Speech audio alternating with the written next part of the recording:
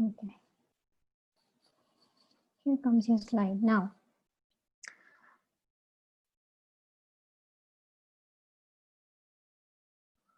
First thing first is, I gave you the presentation date for next Monday, but I'm not really receiving um, the articles, the relevant articles, I would say. Look, I sent you an email through your CR back in February, not now, not in weeks time, but it has been months since I sent you an email. And in that email, I put some topics, and those are the topics that we have not covered during these lectures. Okay. And then I also attached a book. If you are unable to find articles related to these topics, or if you are not interested in the topics of the presentation, you may prepare a chapter, and the chapters were also marked from that particular book. Now, why am I getting articles on CD and media? We have already covered it. Basically, Vendai's work is on media discourses. I started to get so many articles about media discourses. Don't you check your mails? Don't you talk to one another? Don't you see what's happening? I was really surprised to see, and it wasn't just one student, but so many students are doing it. Okay, one thing. So if you need more time for the presentation, for finding out the right articles for yourselves so that you do not lose marks. I've already told you that there are 8 students. I'll give their names also. Their paper has been cancelled. So you need to score marks somewhere else. Like in rest of the, I guess, 80 marks you have still remaining that you can score on, right? So you should be well prepared for your presentation. If you think that you would not be prepared by next week, we can wait. We can have the presentation right before Eid on 27th and 28th, right? It shouldn't be that some of the people are ready and some people are not ready, and some people who are ready are with the wrong articles. Okay, again, you would get 0 if your articles are not right, or if you do not know much about what you are speaking. Okay, you can take your time because we have ample time according to your academic calendar. Discuss amongst yourselves, convey it to me through your CR. Do you want to give your presentation next week or next to next week? Okay, because this is my last lecture as far as my lectures are concerned. Okay. The other thing is I'll be conducting your final paper preferably on 17th. Okay, I'll discuss it with the coordinator if I'm allowed to conduct it before September, because according to academic calendar, it is in the first week of September. So since my classes would be covered by then and it's sample time, right? Today is 14th. Your paper would be on 17th of August, as I plan it to be.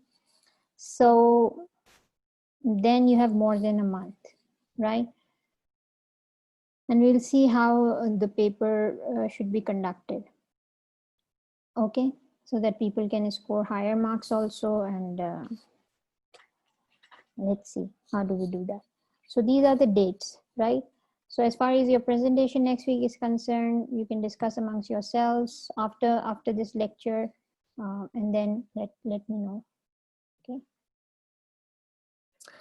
Okay, so let's come to our lecture today. Today we are going to do another theoretical framework, which is called as discourse historical approach.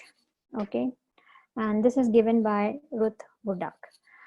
Now, this is a framework of critical discourse analysis, which you would not find very much used in the research work that you keep on seeing related to critical discourse analysis. Okay, and you wouldn't see it at all in the local context, right? So now, as the name indicates, okay, a discourse historical approach. Let me admit few more girls here.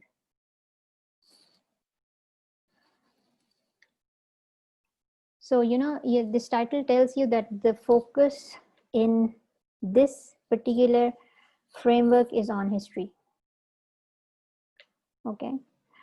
It doesn't mean that we are going to work with historical discourses. It means that whatever discourses we work with have historical significance, right? So much of the work has been done using this discourse historical approach in the West and especially in Europe. But really you will find out something over here, okay? So it's a good framework to be picked up for your researches because, less work is done taking up this framework, right? And by the end of this discourse historical approach, I will share my papers published, my published papers, which have made use of this discourse historical approach. Basically, my PhD theoretical framework and discourses were related to this, okay? So I'll share that with you as well. Now, having said that, let's move to the introduction. One more thing is that since CDA is not a very old field, so most of its theorists are alive, and they have their separate journals also. You can send your research articles, and they actually reply to you. Okay, I have emailed to Vendai also, and then I talked to Wodak also while I was searching for a postdoc position. Anyway, so these are alive people and they have their own journals. Some of the articles that we did with this Vendai's approach of cognition, we read the articles from his own journal. Okay.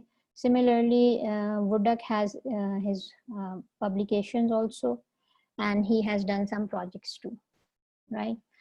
One of her co-workers was my external examiner in Lancaster University. So you talk about that too, okay? Now, coming back to what discourse historical approach is. Now, discourse historical approach is developed in the last 30 years. As I told you that all of these approaches and CDA itself with its different theories and theoretical frameworks is a recent phenomenon in linguistics. Okay, and it actually started in Vienna. Vienna is in Austria. Austria is the neighbor of Germany.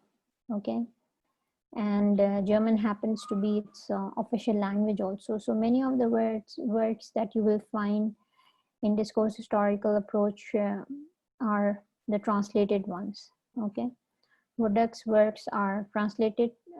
Wodak has also taught in the universities of the UK. Right now, she is a professor in a university in Vienna, Austria. Okay. So basically, this framework was developed in Austria because it was developed by Ruth Wodak, and she belonged to Austria, Vienna to be very specific. Then it was also, applied and used and studied in Lancaster, the university that I'm telling you. My PhD thesis went to this university, and it was evaluated by one of the fellows of Wodak. Okay, then in Loughborough, then in Bern, and in different European countries. Okay, then this theoretical framework was used. And basically, as we would go further in this lecture, we'll get to know that immigrant discourses are the most popular discourses where this framework is used. Okay, and my PhD thesis was also in immigrant studies, and I took immigrant discourses in Pakistan, right? So now, as I told you, that discourse historical approach, the acronym DHA, it stands for one of the most prominent critical approaches to the studying of discourses. Okay. Now the label, as I told you, that it stresses the strong historical research interests of the approach, and this designation is self-explanatory as in the description that names it. Okay, so it is called as discourse historical approach because history happens to be stressed upon in this research. Okay, history has been the interest of the people, the theorist, the analyst who use this approach. Okay, now by history we mean that the discourses of the present time. It doesn't mean that we analyze in this discourse historical approach, we analyze some historical discourses. We analyze the current discourses which have certainly a connection in history, and history is significant in the continuation of such discourses, in the development of such discourses. Okay, for instance, I worked with the discourses by and about Mahajirs in Pakistan, right? Now, this has to do a lot with the history of Pakistan. Of course, this term Mahajir and the people and this particular ethnic group, their existence lies with the creation of Pakistan back in 1947. So much about them, the discourses that are being produced about them, the discourses that they produce about themselves, the political discourses surrounding their identity issues, it all lies with the creation of Pakistan back in 1947 and even before that. So when a discourse is significantly connected to history, then we apply discourse or we can apply discourse historical approach, right? So basically the interest and the stress of DHA, discourse historical approach, is on the history, okay, or the historical research interests of the approach. So if not all, but many of the discourses carried out within this theoretical and methodical framework of DHA show a clear historical orientation. So any discourse that has, I have given you an example also, that has a clear historical orientation can be analyzed through discourse historical approach. Okay. We have already discussed while doing the rest of the frameworks that discourses do not stand alone. Of course, they are one thing, they are connected to other discourses. The other thing is they are always in context. Okay, they are understood within a context. Now, the discourses that are selected or where discourse historical approach can be applied, history becomes the context. Okay, there can be other context also, the immediate context, but a distant context in history has to do a lot with the current discourses about a particular ethnic group maybe, and we'll see what other areas it can cover. Basically, we will find out that it deals with xenophobic discourses. What is xenophobia? How many of you know what is xenophobia? Let me write it for you in the chat.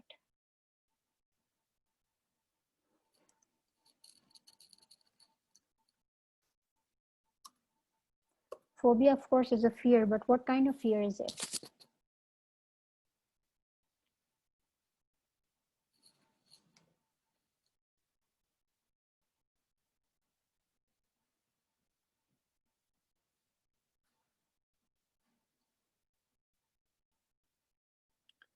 Okay, Saima is raising her hand. Yes, Saima.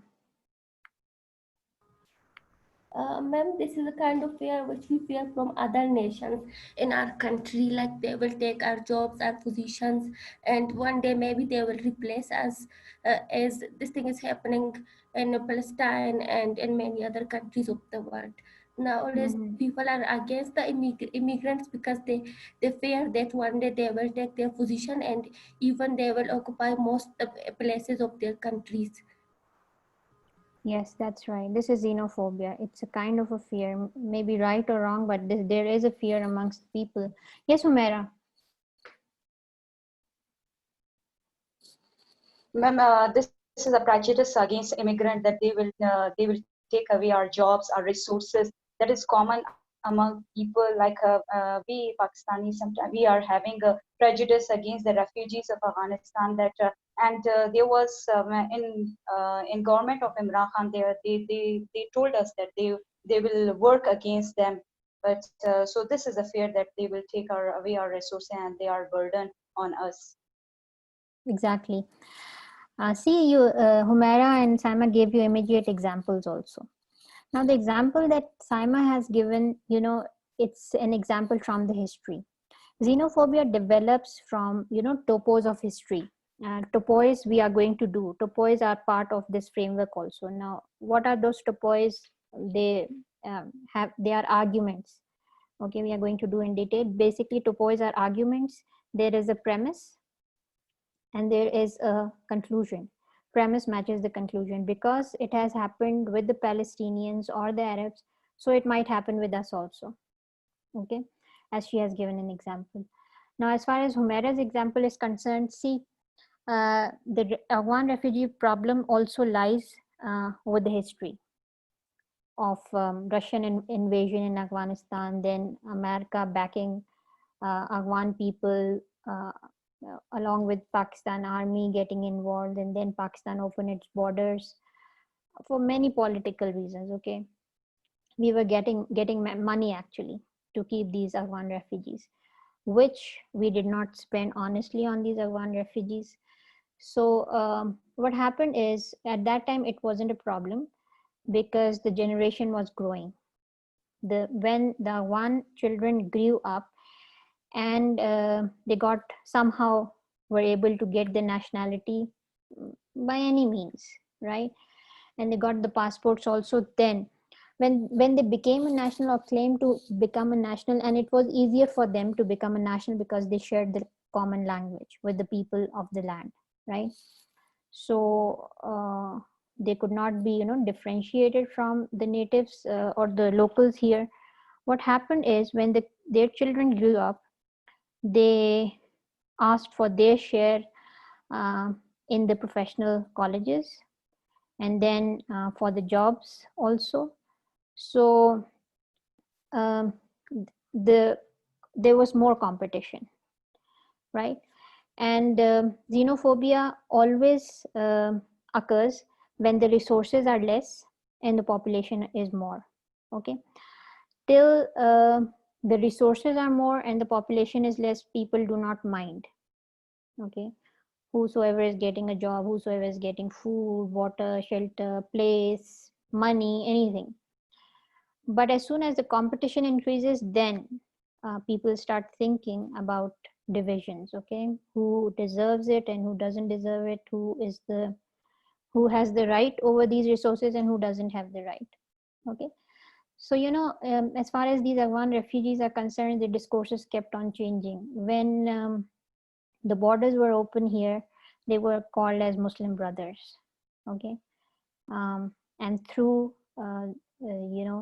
mobilization of the media, the Pakistani people were called to help Afghan refugees on the basis of common religion. And as we also shared in other classes, that movies were made. We had seen a lot of movies on mujahideens and those getting shaheed, and the blood keeps running because they are shohadas. It was told to us that way, right? When Taliban were fighting the Russians, and Russians were the non-Muslims and Taliban were the Muslims. They were supported by America, but that was excluded, that Christians, we were being held by the Christians or the American forces or the Allied forces for their own interests. Of course, US had its interests. It wanted to break USSR. Previously, Russia was, it wasn't Russia, it was USSR. It consisted of many of the states. So, it was a superpower also. So, In order to break the superpower and to exist as one superpower alone, the United States of America backed this war in Afghanistan, and they got the desired results also, right? Russian army had to back off, and then their country got divided also. Okay, so the desirable results were gained by the US. Okay, and at that time the discourses were different, and then with the passage of time, the discourses are now very different. And I think, if I remember correctly, Imran Khan talked about giving them nationality or something like that, which the politicians of Balochistan, of course, they opposed. He said something about it, which was opposed, and it was never implemented. I think he tried to give them more time in the land. If someone is here who can just correct me. Yes, Haima, what did Imran Khan say about these refugees? Ma'am, he wanted to give them refugee card, which has the function of an NIC. Whenever they hold that refugee card, it means that they had equal, what we can say, that equal position as a citizen of Pakistan. And yes, he also talked about giving them more time and more relaxation. Okay, right. It was about more time, because then they wanted to, they always wanted to ask them that since there is now peace in their country, and they should go. And the movement at that time was quite strong, but then we saw that they were not leaving. All of them did not leave. Many of them did leave, but all of them did not leave. Yes, Humaira. Ma'am, in the beginning, the ex chief minister of KPK, Parvez Khattak, he has raised this issue that they should go back to their home. Now they were saying that the circumstances are good, so they should go back to their home.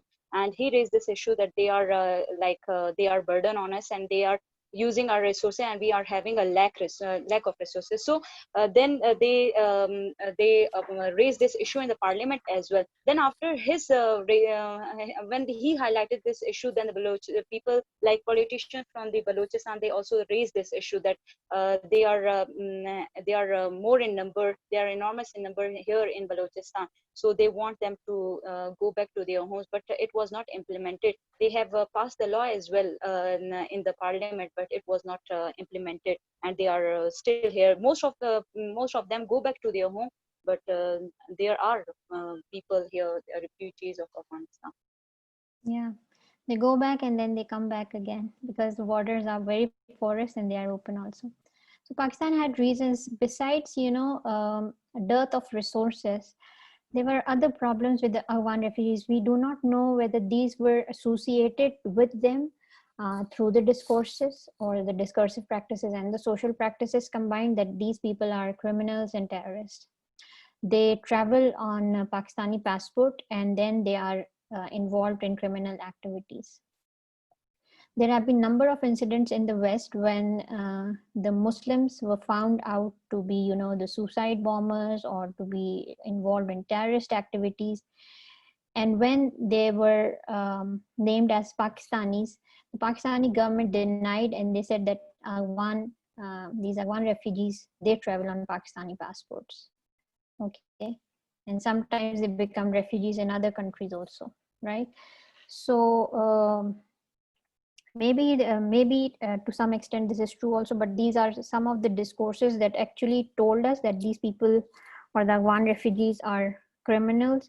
And now it has gone beyond that they are using our resources, or there's dearth of resources, but more of it is because of the law and order situation that they have created in the country and outside, and defaming Pakistan for this very same reason.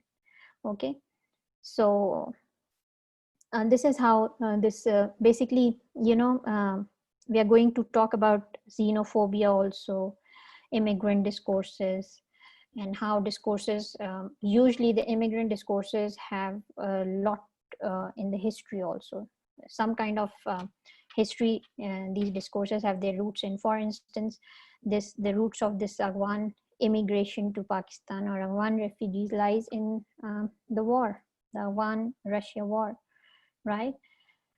And then, the war ended and the country was devastated. Pakistan got some good amount. And now after I think more than 30 years have passed, and we get to know more about them through the media discourses or the discussion in the parliament also. Okay, now let's look at the history. Now Wodak started working with the anti-Semitic discourses. What are anti-Semitic discourses? Who are the people in Semitic discourses? What do you mean by Semitics?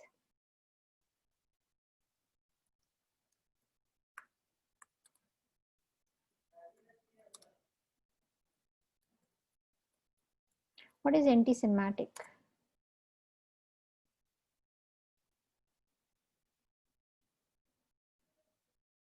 Anyone knows what is anti-Semitic? Semitic refers to which religious group or the Semiticism refers to? Yes, Aima. Ma'am, all the Abrahamic religions, Islam, Judaism, and Christianity, these three religions are known as Semitic religions, and the language is Arabic, Hebrew, and the language of the Christians, the holy languages of the holy books, Bible, and the Holy Quran are known as Semitic languages, and these three religions are known as Semitic religions, which are, we can say that, which follow monotheism and share the same roots. We can call them Abrahamic religions because the prophets of these three religions are their ancestor is Prophet Ibrahim alayhi salam. Right. Okay. Yes, Humaira, what are you saying? Ma'am, I'm talking about Jews, that this is Yes, exactly. what I have read about it, that is about Jews, that when you can say the prejudice is showing against the Jews, that is anti-Semitic, and but I have read about Jews especially. Yeah. Now, anti-Semitic discourses basically are discourses that are racist discourses, and they are indicative of racism against Jews. Okay. I don't know how many of you know about Holocaust. It's good someone is, preparing for CSS. She keeps on giving you a lot of information. Okay, yes, Humaira. What is Holocaust? Ma'am, genocides of these Jews. Genocides of the Jews. Yes, Aima. That was done in the Hitler was a person who gave this order of genociding these Jews. Which country was it? Which country was it? Germany. Right. Yes, Aima. Yes, ma'am, Humaira is right, and we can, we can connect that Holocaust of the Jews. 60 million Jews were killed by the Nazi Germany, by Hitler, and the reason behind their killing was that Hitler said that they were taking our jobs and more opportunities, and Jews are not Germans basically, and this is, we can say that related to xenophobia, and we can call it a result of xenophobia. That Holocaust is a result of xenophobic activities. Right. Now, what basically Hitler, being a German and a proud German, I would say, he always believed that the Germans are the best people on earth. Okay, for different reasons, but he also believed that Jews were not German and Jews should be killed. Now, apparently, the reason was that Jews were not German, or Jews were not as good people or as Germans were. But basically, Jews are rich people. Okay, they are good businessmen. You probably know that in the list of 10 richest people, there must be many Jews, and Jews are controlling, right? Even today, even they suffered this Holocaust. Even today, the U.S. economy is controlled by Jews. They have a lot of interference in the politics of the US, the superpower, right? Other than that, while talking about this anti-Semitic discourses, uh, Wodak worked on these. How did they arise? How, Hitler convinced the Germans to hate Jews, and then successfully, it was a systemic killing, and they were killed in a very ruthless way, right? They used to be, closed in the buildings, and then the gas was opened. There were kids and women and young men, all would be killed, right? Um, that is why, and this also, later on gave rise to the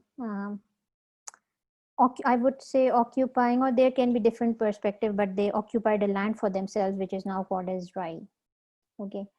Um, Palestinian believe that they have occupied the land, but the history shows that Arabs actually sold their lands to these Israelis or the Jews. Now, the population of Israel is based on religion only. Okay. They are not one national. They do not belong to one ethnic group. They belong to one religious group. Jews from everywhere were called to Israel so that they can make their own country and they can occupy the place. But actually, they bought this land with the help of, other countries, maybe the US also. So they have now their own army. They are technologically advanced also, and they are fighting on all borders because they are surrounded by all the Arab countries, right? And they are not one by nationality. They are African Jews also. They are Asian Jews also. In one of the BBC interviews, there was a Jew who migrated to Israel from Karachi, right? So it consists of Jews from all around the world who made this Israel. Now, what happened is we were talking about the history of discourse historical approach. Basically, Wodak started with studying the anti-Semitic discourses because, it is first the discourses, and then it is xenophobia, and then it's about killing other people. Discourses can develop so much hatred against a group of people that it convinces uh, um, the other group of people to even kill them, right? So Wodak actually worked with anti-Semitic discourses. So how these discourses were stereotyped, okay, and how it emerged in public discourses, especially the discourses that were also used in the presidential campaign of Kurt Waldheim. Now, this Kurt Waldheim was once a secretary in the United Nations, but he was also president. So in his presidential campaign, he used a lot of anti-Semitic discourses, okay, and just to win the elections. He created a differentiation and discrimination against the Jews, right? And she found out that these discourses and the discourses of these allied forces here, Wehrmacht in Germany and Waldheim in Austria. So she compared these two kind of discourses. Now this in Germany, there were in Greece, there were atrocities in the Balkans and deportation of Jews from Greece. So both were anti-Semitic discourses. Both the discourses targeted the same population, the same religious group actually. One happened in Germany or Austria, the other happened in Greece, right? So what was the project? Here started the beginning of discourse historical approach. Wodak compared the discourses of these two people, okay? And in this way, she and her group were able to detect and depict that there was disfiguring of facts and realities, right? Of course, you need to distort the realities. You need to, disfigure the facts in order to gain one's desired results. Okay, so she found out that both were doing the same thing in two different countries. They were trying to win people's opinion They were trying to create xenophobia through anti-Semitic discourses. Now, she also worked with two newspapers, New York Times. She compared the reports with Austrian press and statements of politicians, and that also proved the distortion was very systematic, distortion of facts and figures and realities. Okay, now you would be seeing that she has worked with multiple discourses. Okay, she has worked with the presidential campaign speeches. She has worked with the atrocities of the forces in the Greece, right? And she has compared the discourses of two newspaper, one uh, at a very, at a very distant place. Austria is in Europe, America is another continent. So what was happening in the two newspaper reports, and how politicians were giving their statements at two places, but her focus was to work with the anti-Semitic discourses. So we came to know that Holocaust was huge. It was huge because there were anti-Semitic discourses at various places. It was just not Germany, okay? It was Greece also. It was America also.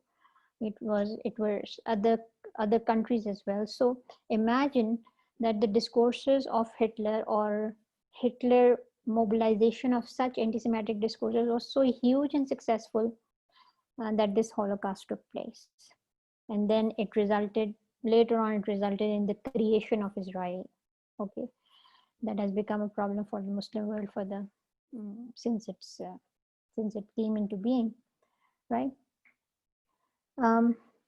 Now, I would also like to tell you that uh, as you saw, that Wodak worked with political speeches, presidential speeches. She worked with newspaper discourses. She also worked with a similar topic discourses in another country. She made a comparative study. So one of the distinguishing features of discourse historical approach is triangulation. Okay, working with multiple data that you have got from different sources. Okay, so so many projects they have carried on, taking this discourse historical approach, and the history of this discourse historical approach also tells us about the discourses about these Romanian immigrants. Okay, it's recent, like a decade or two ago. The approach was elaborated in recent studies. One of the studies is the racist discrimination against the immigrants from Romania, and in a study on the discourse about nation and national identity in Austria. This example is given in the book that I've sent you. Okay, she has worked on the nation and national identity in Austria. Okay, someone else has worked on discrimination against immigrants from Romania. Now, where is Romania? Let's check your journal knowledge today. But it has to do with the DHA, of course. Where is Romania? What kind of country is it? Where is Romania? Who are the people? And why are they immigrants? And where are they immigrants?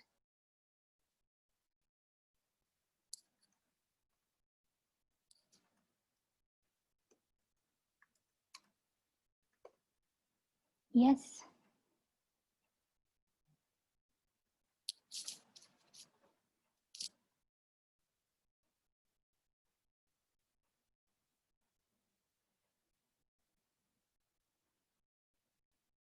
Okay, who's telling us something about Romania, and then we will move on. Arey yaar.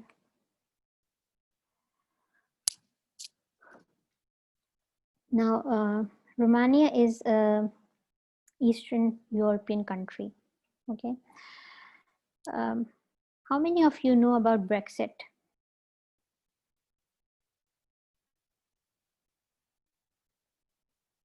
How many of you know about European Union? Brexit and European Union and Romania and immigrants. Yes, Saima is going to give you some information. Yes, Saima. I've given you so many clues. Yes, Saima. Ma'am, a European Union is a union of the group of European countries which and under which they signed lots of trade deals, free trade, and passport system and all.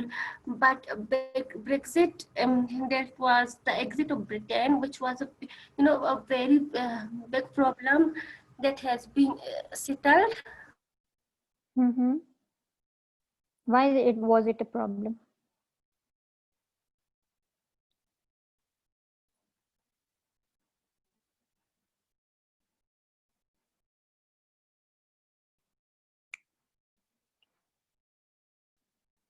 Yes, Umaira.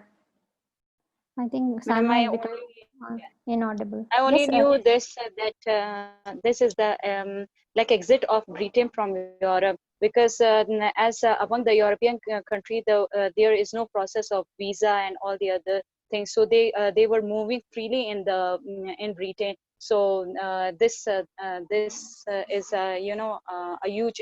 This has affected their economy. That's why they decided to exit from Europe. okay, right. Okay. Now there was an existence of European Union. According to the rules of European Union, the European countries were one. Okay, Sadaf is saying something, right?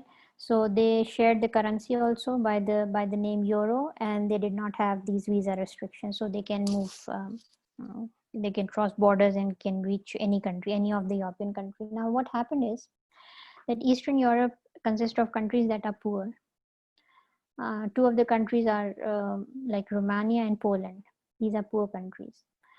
Uh, European Union also instructed the countries of Europe to give priority to the people of Europe instead of employing the Asians or any other race, right? So what happened was when they did not share one language. As you all know that whole of the Europe does not speak English. Okay, they have their own languages. Now what happened is when the borders were opened, um, people from the poorer European countries migrated to the richer European countries. One thing. The other thing that usually happens, or it is said that it happens with this coming of the immigrants, is the law and order situation deteriorates of the countries, right? So the same was experienced by Britain also. Okay, it could not give jobs to the Europeans because they did not know the language and they were not ready to learn English as Asians would do. Okay, Asians are willing to learn the language, they are willing to work there, and they are usually not criminals. Okay, because the migration rate is too less. How many of the people could reach, the UK for work purposes? Very few. And those who reach, they abide by the law also. They know the language too, and they are hardworking as well. Now, these people who had the shelter of European Union, they were not ready to learn the language. They were not ready to work hard. They were not even educated and skilled. And they also created this law and order situation because they happened to be criminals also, or as it was, as it was told to the citizens of the UK, that these people who are coming in from this Eastern European countries are involved in several crimes, right? This reason and for many other reasons, for their own benefits, I would say, so they counted the pros and cons of staying with the European Union or exiting it. Finally, they decided to exit, despite the fact that Scotland was not ready to exit or to exit the European Union. But then the votes for exiting were more than the votes for not exiting. So finally, Brexit took place, and Britain is no more part of European Union. So the Romanian immigrants that here, she worked on the discourses, especially the media discourses against Romanian immigrants in the UK. So they became immigrants because their country was poor, and they had the shelter and umbrella of European Union. Okay, who advocated that they could cross borders anytime, and they should be preferred for the jobs in the developed countries of Europe, right? That is why Romanians became immigrants, and they were in the UK. Okay. Now, after the Brexit, maybe they are sent back to their own countries. But at that time, they happen to be, people. It's, of course, it's a normal phenomena that people like to move from the poorer countries to the richer countries. That's why there's lot immigration rates are high from the countries where who are poor, and usually um, the political system is corrupt for whatever reason, but people try to go to the developed world and developed countries anyway. So Wodak worked with these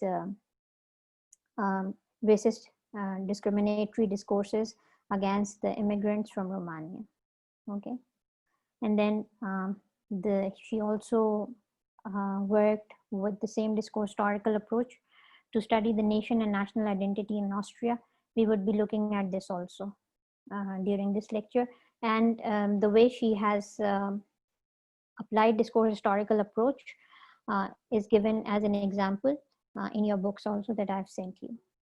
Okay. Now, what are the topics? Now, this is the history. What international topics were covered by Wodak and his co-authors and co-workers and co-researchers. So the topics and the social issues that are investigated by discourse historical approach are overt and covert form of racism. That is what we have been seeing while studying the history of this discourse historical approach. So overt and covert form of racism in political discourses in the national parliaments, right? And Wodak and Vendai have done this together in 6 European Union member states, especially in debates on asylum and migration, right? So the debates that we referred to in the beginning of the lecture, as Humaira also referred to the same, these asylum seeking debates and migration had been a topic in our parliaments also. So such discourses can also be analyzed if you're interested to do it in your assignments. Okay. Internal communication and organization of European Union and discourses on unemployment and European Union committees. For instance, unemployment discourses are connected to racist discourses sometimes, right? How the discourses of unemployment can be related to racist discourses? These are two subfields of discourses, okay? Imagine people discussing unemployment can result in racist discourses also. How is that possible? Yes, Humaira.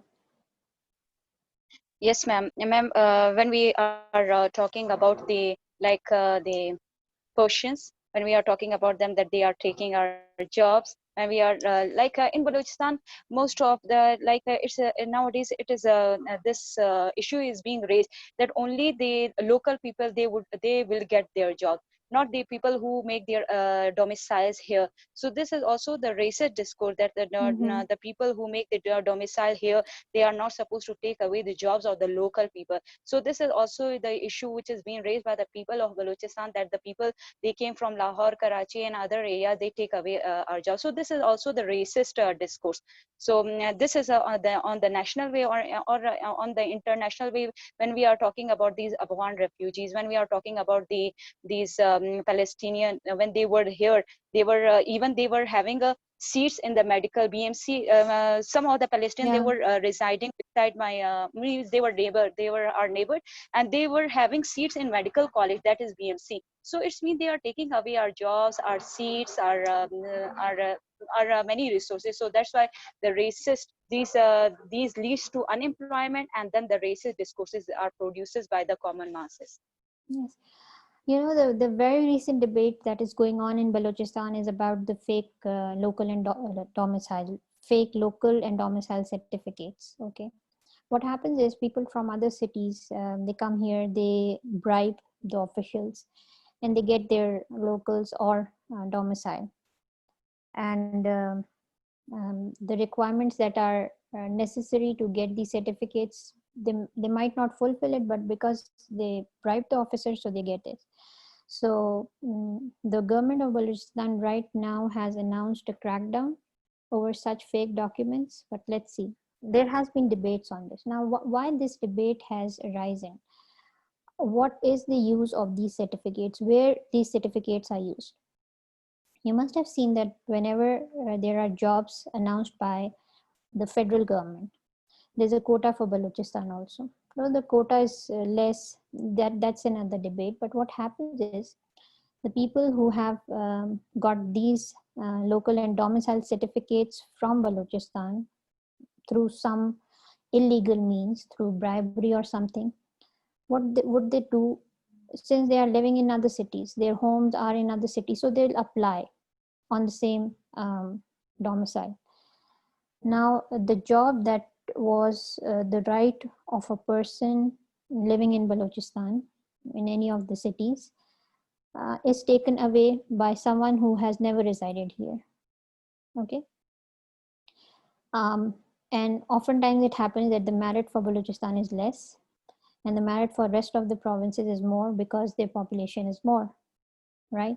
So this way they occupy. Otherwise, what's the use of having a local or a domicile certificate of a province? It gives you advantage here when you are looking for a government job, okay, or if you are looking for a seat in a professional college, right? So this would lead to unemployment to a certain extent, right? So these discourses of unemployment can result in xenophobia also. Okay.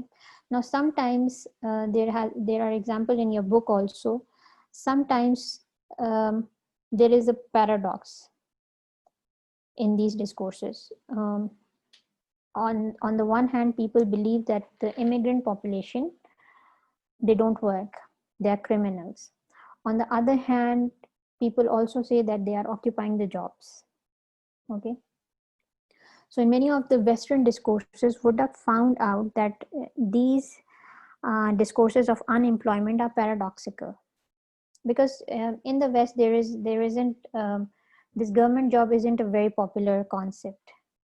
Okay, they get their jobs on merit, they get their jobs on their talent, they get their jobs on whatever the job requirements are. So she found out while analyzing this discourse, and Venda had the same finding, that these discourses are paradoxical. When on one side we say that the immigrant do not work, they are not skilled enough, then how on the other side we can say that they are taking our jobs?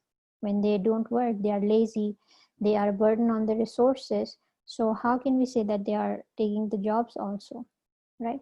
So such discourses of unemployment leads to xenophobia also, into racist discourses too, and some paradoxes as well. Okay. Vudak, besides working on the political discourses, she has also worked on discourses between a doctor and the patient, and especially on language barriers. Okay, when the language of the patient and the doctor does not match. So she has worked on those barriers also, and this happens in the European countries. Right now, I would share the case of these Bengalis in the UK. Now, the UK government believes through statistics that corona is more prevalent in the Asian populations, especially Bengalis. What happens is that there is a language barrier. These Bengalis do not, of course, they are blue collar, most of them, so it is difficult for them to understand the health system also, and it is difficult for them to convey their problem to the doctors. Okay, there might be other reasons for the spread and for the prevalence and for the deaths also. The statistics in the United Kingdom, UK, shows that the people from Asian origin, especially these Bengalis, are dying from corona, not the white people. Okay, so there have been language barriers also, there are reasons of poverty also, they have migrated there, it's a new country for them, there can be several reasons, but this problem of language barrier stays.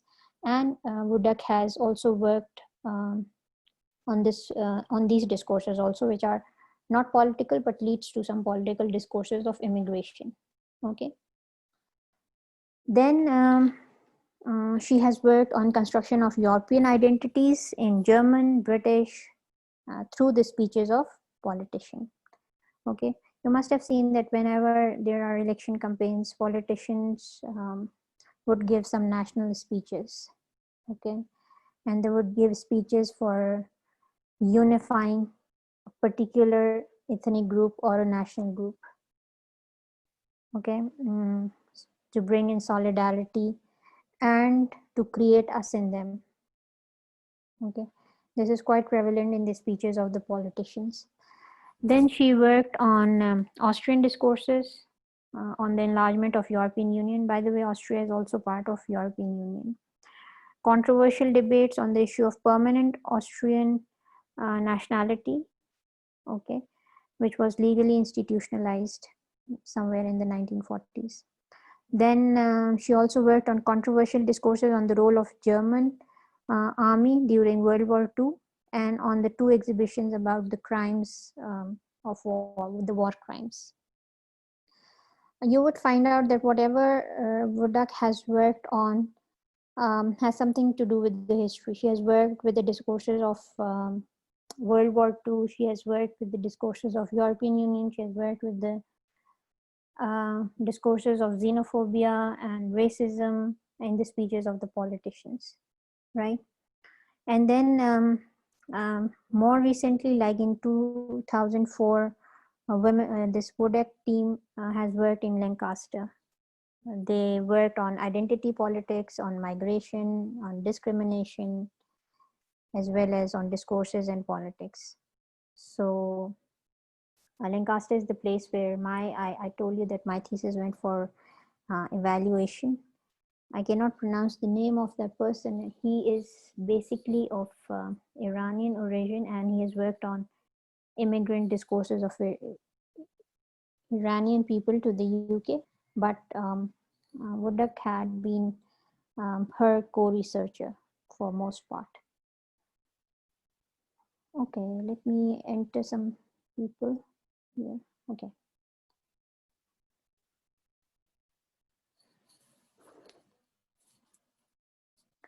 Now, one more thing that you need to remember about discourse historical approach. One is the triangulation. That's the differentiating factor. I mean, that's the differentiating characteristic you would not find in other frameworks.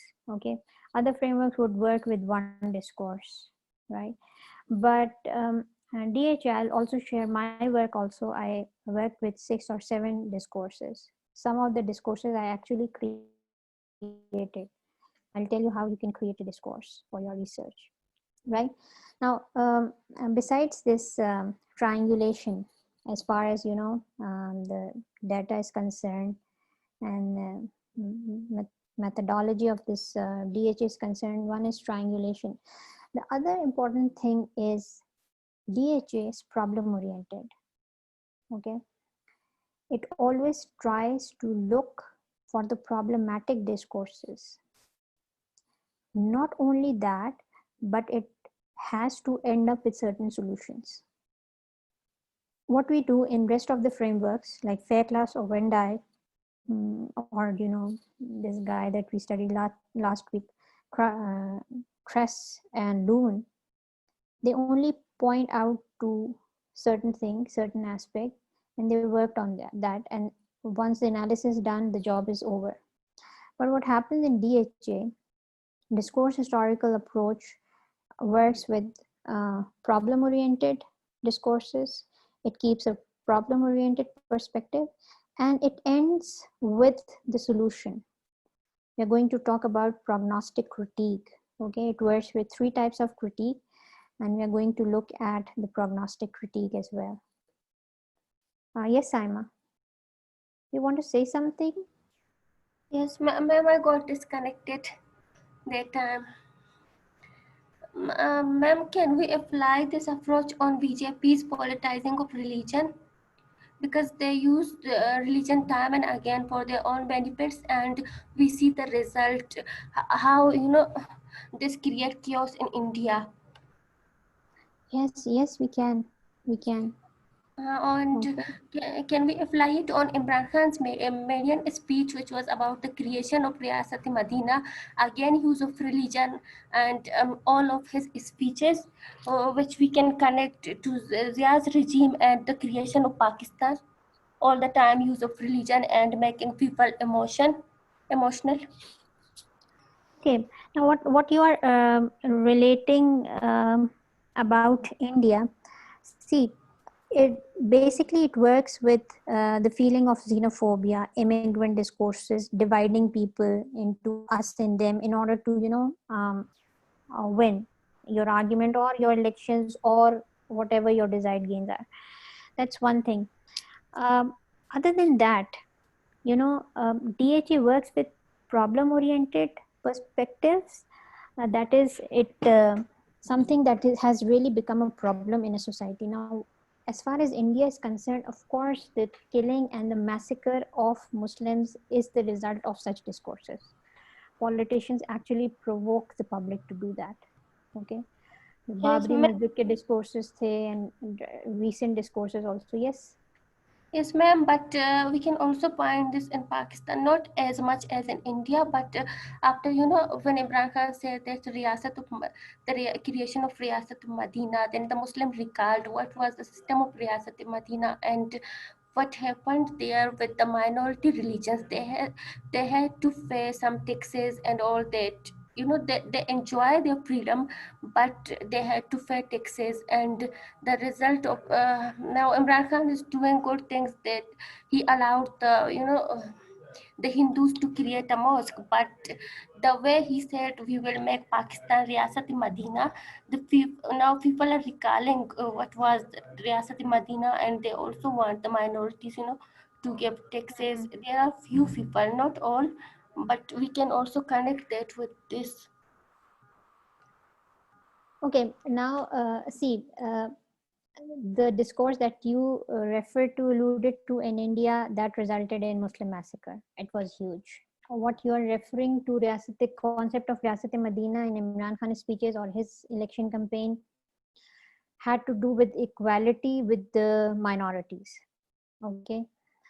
Uh, Now, the permission to build, he did not give permission to the Hindus to build a mosque. He gave the permission to Hindus to build a mandir.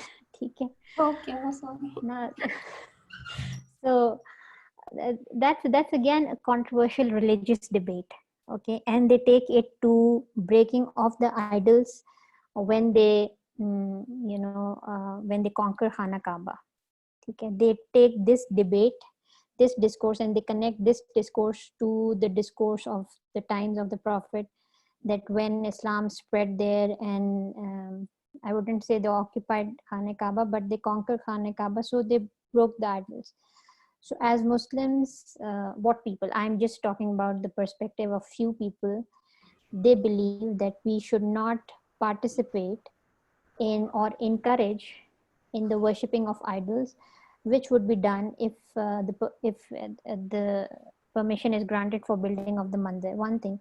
The other thing is the mandir that are already in existence in Pakistan should be protected. The churches and the temples of Hindus or whatever worship places are of minorities should be protected. But building new ones is a controversial debate. Okay. Yes, Humera, what do you want to say? Ma'am, I want to say that Sama said that these minority people, they are residing here, so they are imposed to pay the taxes. So this is like the responsibility of the minority people, and this is the according to the law that they have to pay the tax. And this is according to I think I have read in the Sharia that when the minority, when the majority of people they are Muslim and they are giving permission to the minority to live in their own land, so they are supposed to give them taxes. So that's why the taxes are being taken from them. So Texas is, I don't know if it's a debate or not. Anyone who is a citizen of Pakistan, see, we are not citizens of Pakistan on the basis of religion. We are citizens of Pakistan because we reside here. We were born here, we migrated here or whatever. So taxes, of course, are to be paid. Anyone who is earning here would be paying this, क्या कहते हैं उसको, income tax. Anyone who is rich beyond income, he's going to give the wealth tax. Anyone who owns a property here would give the property tax. So this is for all the citizens. It would not differentiate between Pakistani Hindu and Pakistani Muslims. So that's another debate. But what has become very controversial in the news these days, and there have been many discourses and there have been many perspectives, is the building of mandir or giving a place to build a mandir in Islamabad, right? So that has become, and the people who are against building of this mandir, they connect this discourse with the historical discourse that how, you know, the idol worship was curtailed by the Muslims, and the idols were actually broken there. So the Muslims should not be a part of building the new ones. Okay. Anyway, you can have your own opinion, but this is the debate going on, and now the construction has stopped. Okay. We have the news that the construction has stopped, and the matter has been sent to some Sharia council somewhere. So they are going to discuss and they are going to decide, right? So what I was telling you that Imran Khan Riyasat-e-Madina's concept, or his campaigns, election campaigns, are very different from those that are run in India. Indian politicians actually ignite Hindus to kill the Muslims, and they get their results also. Gujarat massacre is an example. And Babri Mosque was an incident. Few days before the corona happened to be blessing for the Indian Muslims. They were being killed in huge number in Delhi. Their properties were being occupied by these Hindus, right?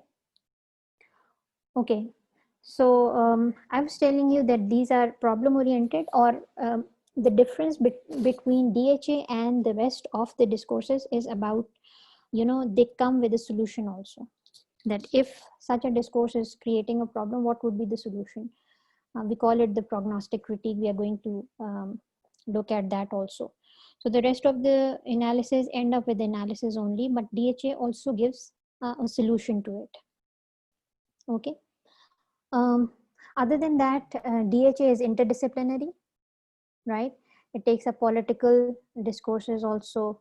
It takes up historical discourses as well. It takes us humanitarian discourses too, and these are multidimensional. Okay. Despite its interdisciplinary character, DHA still has strong roots in linguistics, right?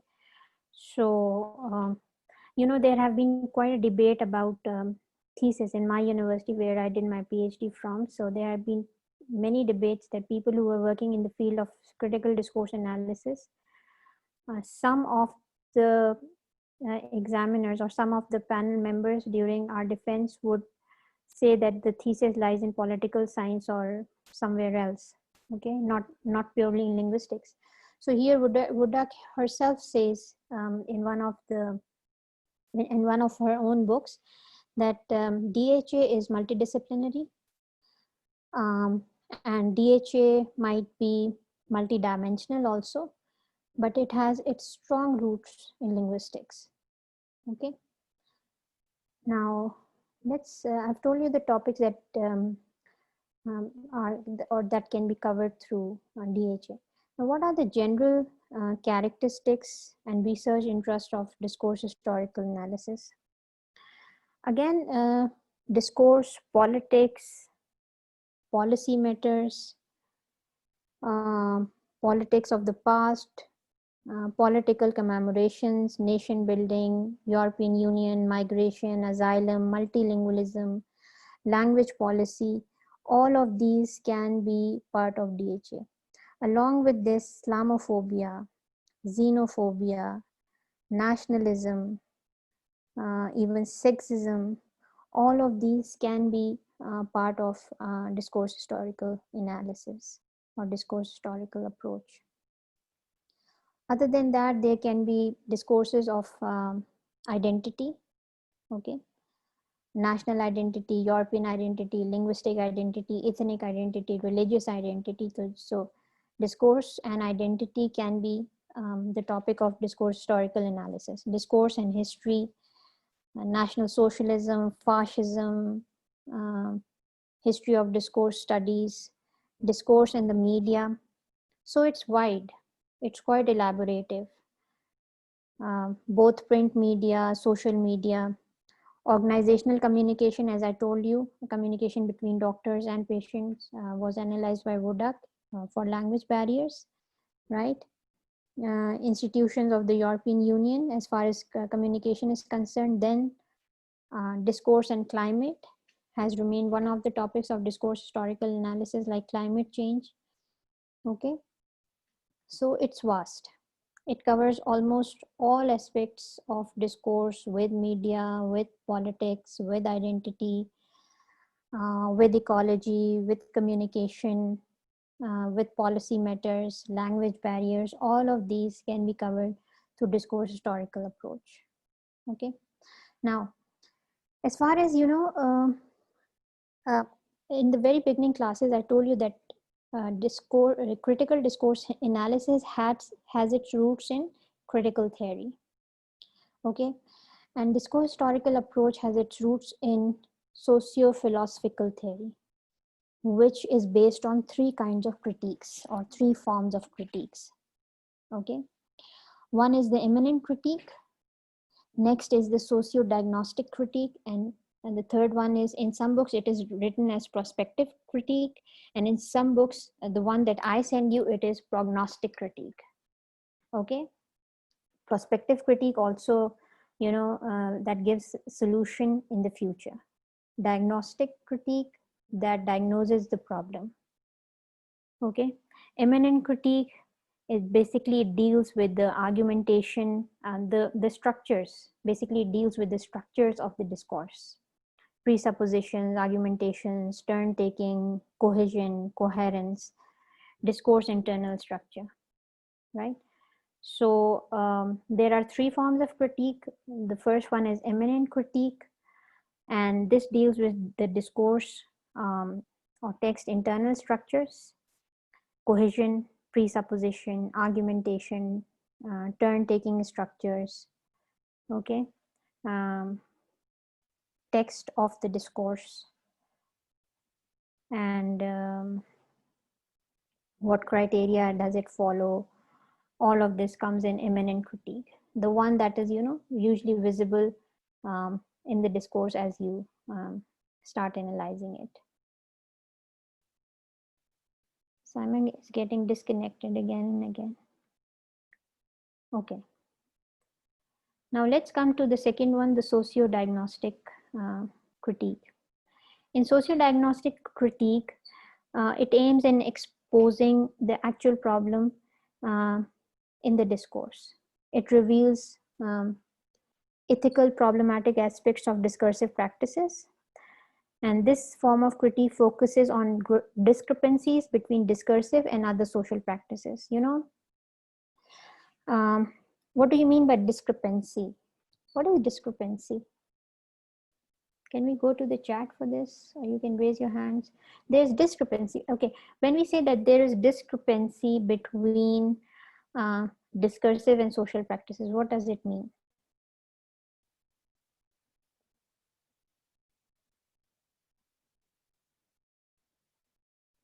Yeah, disparity, difference. Uzma is right.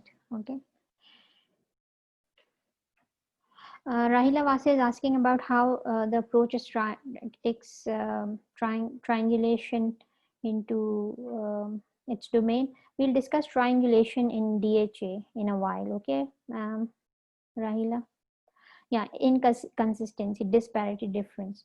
Now, when we say that socio-diagnostic critique looks for the disparities or discrepancies between discursive and social practices and functions as a form of social control. So we are talking about what is said in the discourses and what is actually done.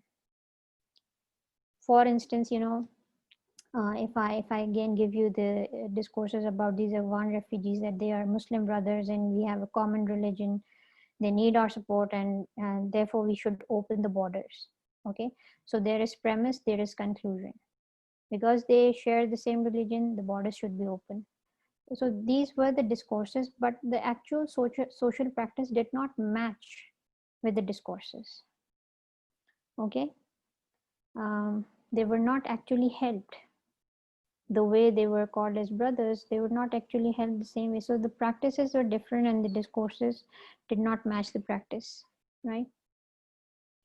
Now, when we are talking about socio-diagnostic critique, so the analyst would work with such discrepancies, with such disparities in the discourses and social practices. And for this, they need to have a political background knowledge. The analyst would make use of the background knowledge, and it would involve the critique of ideology, critique of ethos of the social actors that are present there, pragmatic critique, all of these.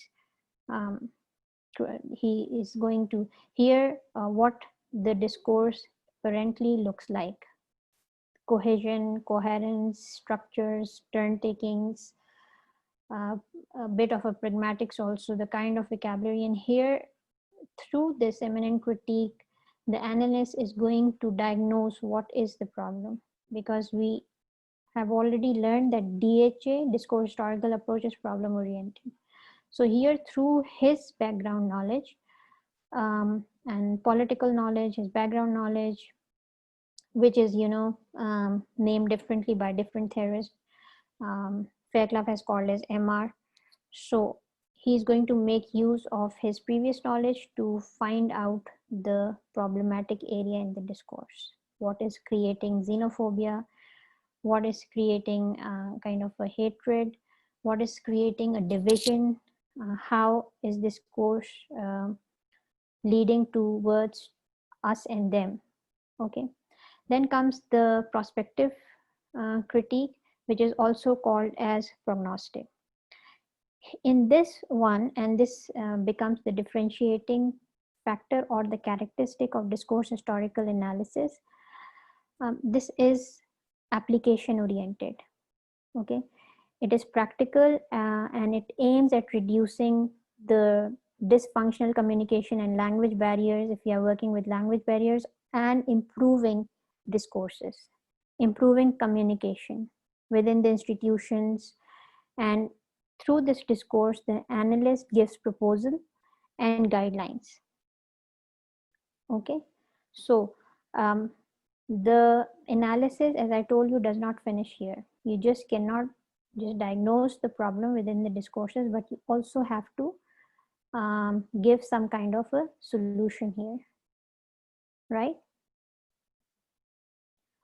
Okay, now one more differentiating characteristic of discourse historical analysis, besides having the triangulation and this part, the prognostic or prospective critique, is the presence of fieldwork, ethnography. Okay, how many of you know about what is ethnography? How many of you know about ethnography?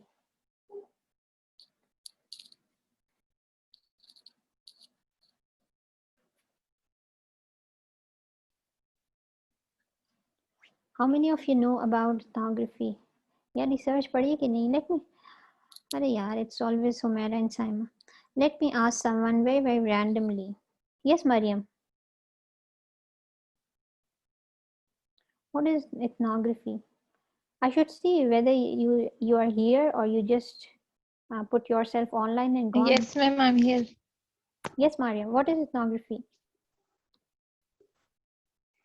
Ma'am, ethnography is related to the research that the researcher goes to some ethnic groups.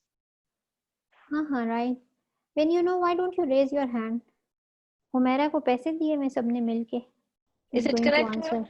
Yes, of course it is correct. When you know, please do participate. Do give me the answers. That's correct, Mariam. Yes, Humaira, what do you want to say? Yes, ma'am. Mariam is right that when a researcher he wants to do a research on any ethnic group or on their culture, so they went to that ethnic group and living with them, and he wants to be the part of their group and observe their culture and their styles or their living styles, we can say. That's good. That's wonderful. Yes, Sadaf.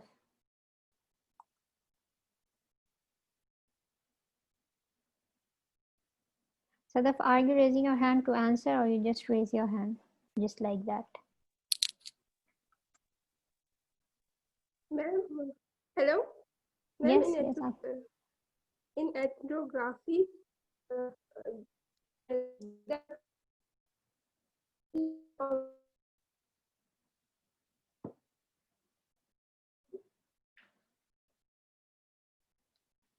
This mic is so cruel. After so many days, I was able to hear you and you know, your mic isn't working.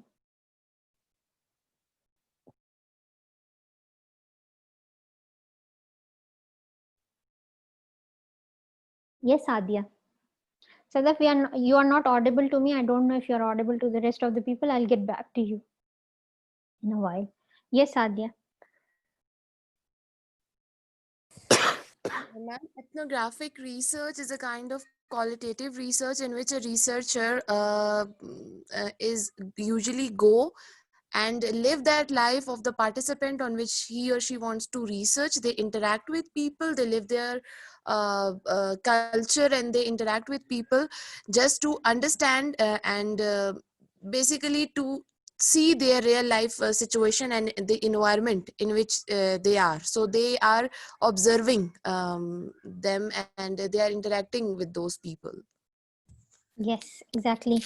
Now, from the definition of Sadia, we come to know that ethnography is basically studying the culture of people, but the basic characteristic of ethnography is the field work.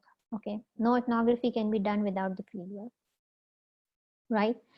And participant observation is the main tool. It is just for your research information, right? Participant observation is the main tool of ethnographic researches. Okay. Now, I told you that DHA, discourse historical approach, is a very rich kind of a framework. It takes into itself the ethnography also. So this is another form of discourse that you actually create by yourself. How do you create it? You go live with that group, maybe the group about whose discourses you are trying to analyze or you are trying to study. So you can go and live with those people, you can interview them. This is how I told you that you can create certain discourses by yourself. And DHA is the framework. DHA is that kind of critical discourse analysis where you can create the discourses by interviewing the actual population that you are studying through the rest of the discourses. Okay. Mariam Shah is saying something. Okay, fine. Right. So this is, Rahila, here comes the answer of your triangulation. How DHA can triangulate, or DHA encourages, and DHA actually only works with triangulation, that is collection of data from multiple sources, right? So see, You can work with the speech of the politicians, you can work with the media discourses, with the social media discourses, with the print media discourses. You can also add ethnographic researches into analyzing of these discourses. So discourse historical approach is different in a sense that it allows you field work also. It allows you the creation of discourses also. And how do you create these discourses? Through the interviews. And I'll show you the sample of it. Okay. Now, if I talk about who's raising her hand? Yes, Omera, do you want to ask something? Yes, ma'am. Ma'am, you were saying that we can create the discourses. So we can we say that this ethnography is like an approach through we can create the discourses in DHA. Yes, it would be done through ethnography actually. Okay, and I'll show you this. No, ma'am. Only ethnography is only the source through which we can create the discourse. Ethnography, that means basically what she means by ethnography, since whatever examples I have given you or Buddha's work shows us are all related to certain group of people. Okay, first it was anti-Semitic discourses, then the Romanian immigrants, then Australian national identity issues. So she actually studies group of people, right? So whenever we are studying a group of people, their culture or language is also part of their culture or a problem from their perspective. So we go to them, and it can be through the participant observation also. It can be through the interviews also. It can be through the questionnaire sometimes. Okay. But what she has done while she was studying national identity of Austria, she conducted interviews, right? Let me read some chat and then I'll share with you my PhD work. Okay, she got it. All right. Emina, ethnography is more than just a qualitative research of social sciences. It is more than that. Okay, you need to study this. अपने research तो अपने research is the first course that is taught to you in MPhil. Anyway, so I was talking about my own work. In my PhD thesis, I'll show you the table of content also, but I think I have collected discourses from 7 sources. Okay, and one of them was through interviews also, right? Since I worked on Urdu speaking immigrants, so I conducted the interviews, especially from the people of Karachi. Some of them were from Quetta also, but I had to justify that too. But most of them were from Karachi and the urban part of Sindh, where this population is concentrated. And then by research, what advantage did it give me? It gave me the advantage of producing as many papers as there were discourses. So I took a blog, I made a paper with it. I conducted the interviews, I made another paper with it. I analyzed the book also, so I made another paper with it. So there are several discourses that you can analyze. Okay, and the analysis goes in a very organized way, and you have to apply the same steps to all the discourses. Okay, I'll show you the examples in the end as we'll get time. Okay, now what is the use of triangulation? What is the general use of triangulation? We'll come to the context also, but what is the general use of triangulation? Why do we triangulate in research?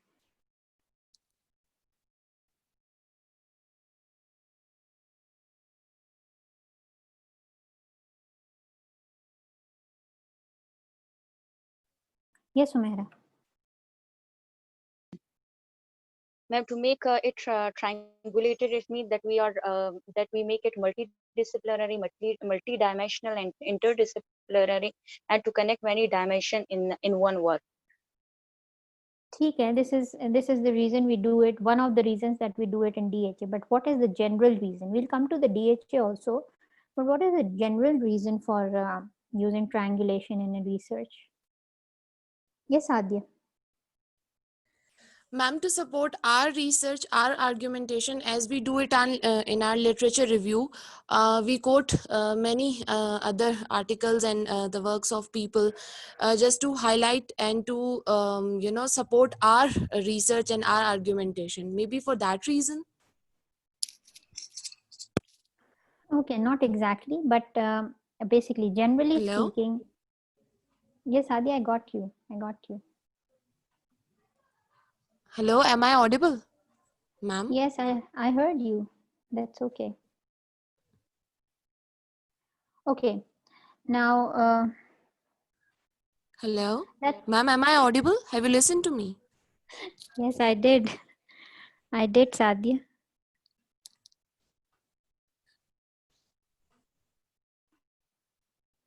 Okay. Now, the general use of triangulation is that it reduces the risk of your bias. Okay. It so happens that if you have collected data from one source, I'm generally speaking, we'll come to DHA also. DHA has the same purpose as Wodak has said. Now, what happens is when you collect data from several sources, you have observed, you have conducted the interviews, and you have administered the questionnaires. So what happens is that the data is coming from multiple sources. So you check the result of one set of data with the result of another set of data. Okay, so it basically reduces the bias or the subjectivity on the side of the researcher. Okay, because subjectivity of course is a part of qualitative research. We cannot eliminate it completely, but what we can do is to reduce it, right? Yes, Sadaf is right. She has written in the chat section that just to increase the validity and reliability of the data. How many of you know the difference between reliability and validity?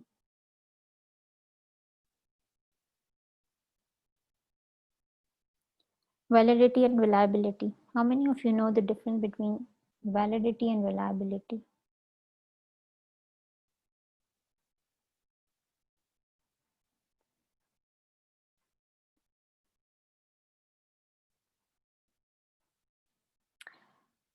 Yes, Sumera.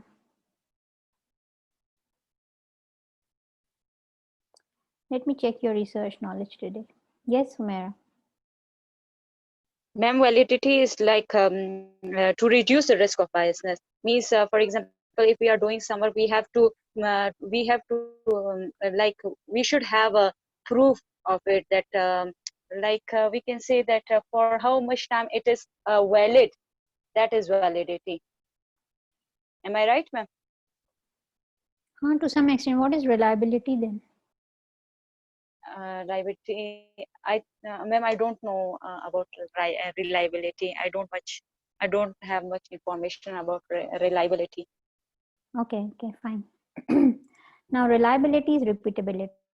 Okay, if you have got some results and someone else also does the same research with the same set of data, if he gets the same result, that means your results are reliable. Okay, validity then it has its kinds: internal validity and external validity. How close you are to the results or to the already existing results, or there are ways of validation. For instance, one of the way of validation is in qualitative researches is to give it to someone else to read. Okay, as far as DHA is concerned, you can give your analysis to someone else. If he agrees to the same interpretation, your results become valid. Okay, reliability is repeatability. Okay, if in the same conditions, same data, some other researcher conducts it at any time, right, and gets the same results, that means your data, your analysis or your results are reliable. Okay, right. Let me tell you about yes, see, Amina is telling you reliability is about consistency and validity is about accuracy. Okay, how accurate your results are. And both of these concepts are more valid in quantitative researches, but the issues of validity are in qualitative researches too, right? Now, as far as triangulation is concerned and Vodak's own opinion is concerned, it's about, to minimize the risk of being biased. And for that purpose, we follow the principle of triangulation in DHA. This has become one of the most salient distinguishing features of discourse historical approach. This is not there in any of the other approaches, right?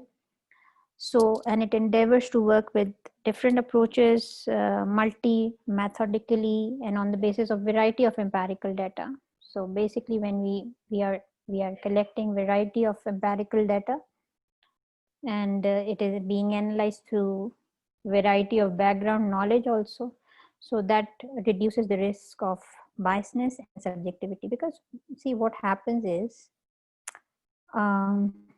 if a Jew is studying anti-Semitic discourses, right? So the analysis perhaps would be biased, but if he's going to collect number of discourses, then that would be different, right? So this is basically, and this triangulation you would not find out in any of the other approaches, right? Now, as far as we talk about the context in critical discourse analysis can be broken down into macro, meso, and micro levels, dimensions. Okay. Whenever you are studying a discourse, uska context ko you have to see from these four. So there are four kinds आप कह लें या levels कह लें of context that we try to study while doing critical discourse analysis. एक तो होता है आपका core text, okay? One is your core text, one is your context. Now, core text is the apparent kind of a text, how basically refers to cohesion, not coherence. Okay. How is the cohesion of the discourse, right? Next level of context, you need to check the context.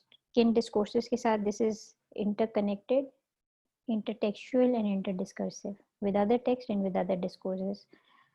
What is the common context between the discourse that you have selected and between and discourses, other discourses? Okay, then you go beyond the discourse, right?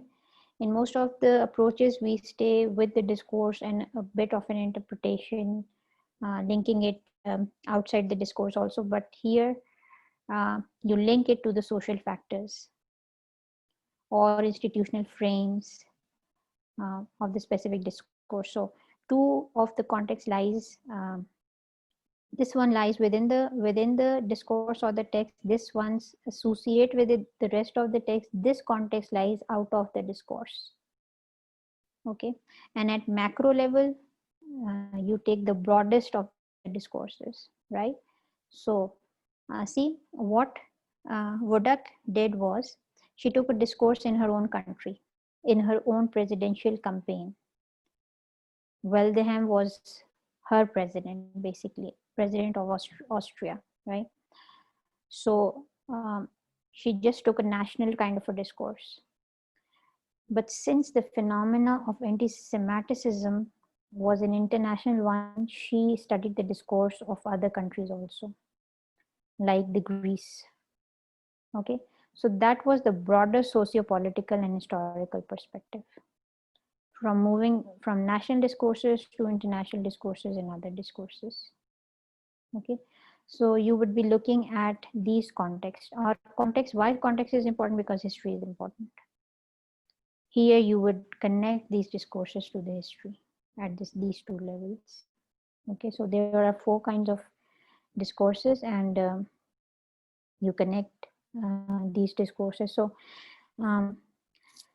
if we look at the immediate language internal context, it means coherence, lexical solidarities, collocations, implications, all that. intertextual, and I told you the relationship of this discourse with the other discourses. Isme what who is being represented, what are the allusions, evocations, contextual research dimension, all of this. Then in social factors and institutional frame, you look for ethnic, religion, national identities here. Okay, what kind of identities? Because identity is the major, has remained the major issue of Woodak's discourse historical approach, be their linguistic identity, be their religious identity, be their national identity. She has worked with multiple identities. Okay, so here at this level, you are going to look for the gender, age, profession, ethnic, regional, national, religious, all kind of identities, right?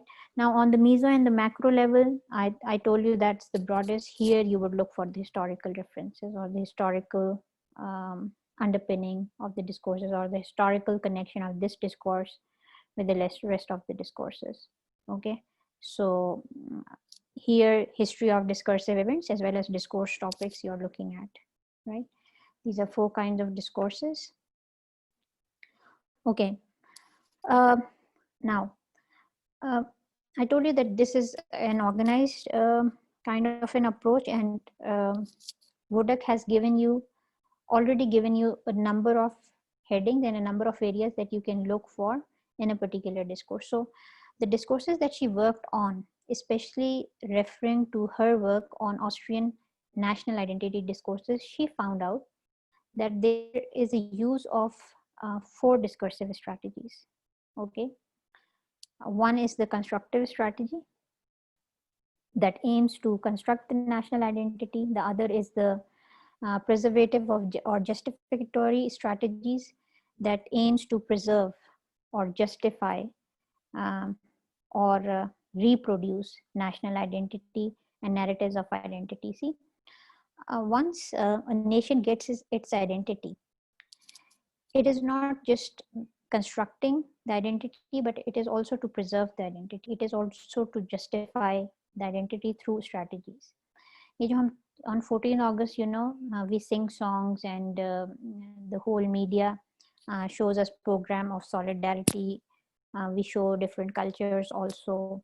So we always take the brighter side of the creation of this country, right? So what are we doing is, this is the preserving our identity.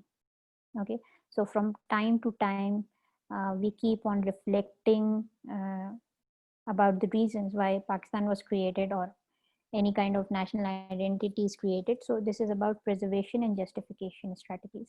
Okay, we keep on referring to the history of Indo-Pak, and also the inclusion of Pakistan studies within the curriculum also performs this function, right? Now, there can be transformative strategies also, which may change national identities for the better. Okay, I'll tell you how transformation strategies take place, and it is not that it's only the group of people who would be using it, but this can be differently used. Then there are destructive strategy or demontating strategies, and these aim at dismantling of national identities. Okay, there can be discourses that may try to dismantle the identities, okay, or certain part of the identities, right? I'll show you how these work actually.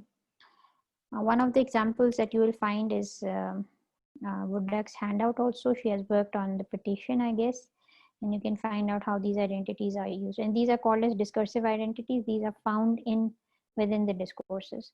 There are some categories also of analysis that might help you. Okay. Now these categories basically ask this question: how are people named and referred to linguistically? How people are referred to? Okay, like and the Urdu speaking people that I worked on, they are referred to as Mahajir. They are even referred to as Hindustani. They are referred to as Urdu speaking. Okay, and then there are many derogatory terms that might be used for them also. Okay, as for other groups. So there are also terms for the Jews also, then when in their anti-Semitic discourses too, right? Now, what are the traits, characteristics, qualities, and features attributed to them? Okay. So, what are the politicians trying to tell their people about a certain or specific group of people, like calling them a burden, calling them as invaders, whatever terms are used for them, okay, traits or characteristics. Now, what are the argumentative strategies that are used to legitimize the exclusion, discrimination, suppression, exploitation of others? Okay, that we need to find out, that might not be explicit but implicit in these discriminatory or racist discourses. From what perspective or point of view these labels, attribution, and argument expressed?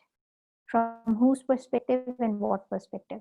Okay, why are such labels given to them? For what characteristics, and how they are expressing their argument?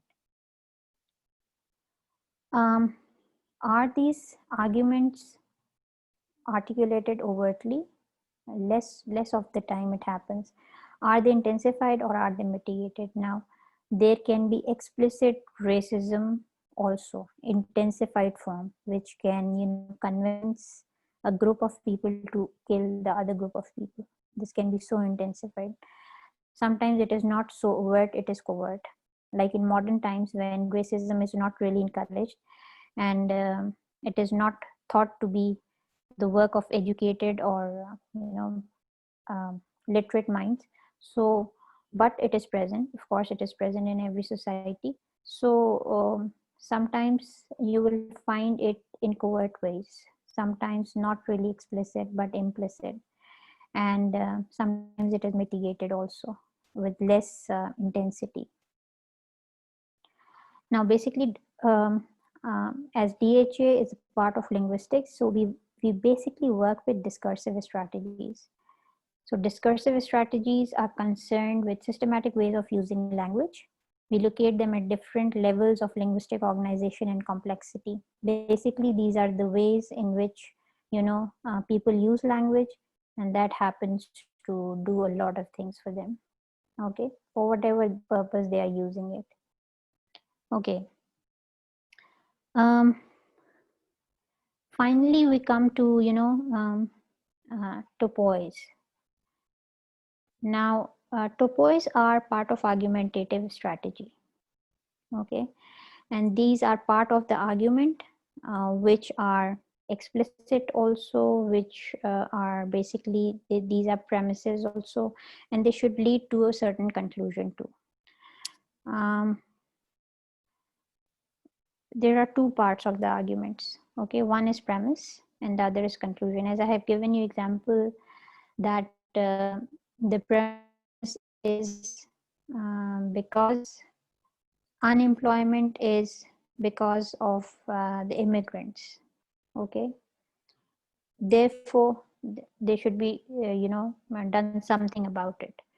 So problem is unemployment, which is related to the influx of the immigrants in a particular country or a place, right?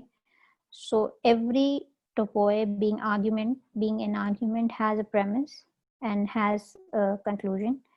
Both of these should connect each other logically. Okay, I've also given you example where there might be a paradox between the premise and the conclusion.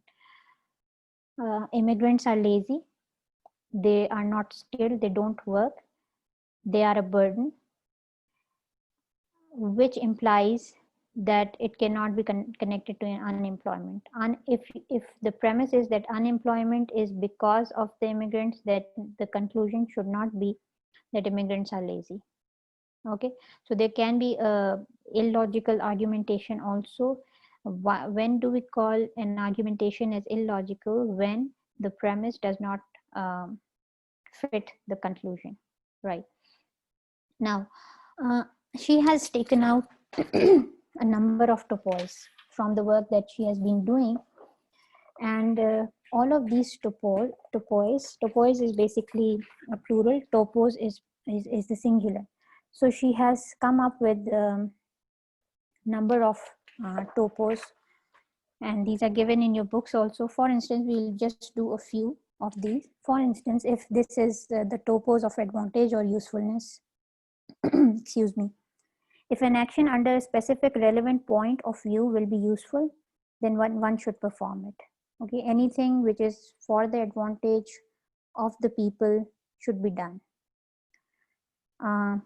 For instance, if the guest workers or the immigrants are useful for us, so we should keep them, right?